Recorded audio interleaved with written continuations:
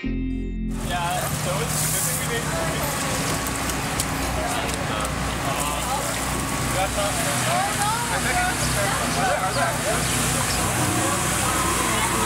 We had a whole box of folders and they were in the garage, so all of it's done.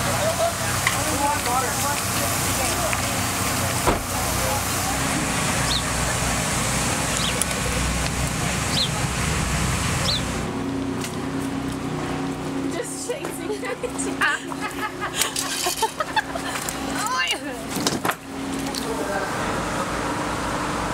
I built this home in '92. I've lived on this property since '74.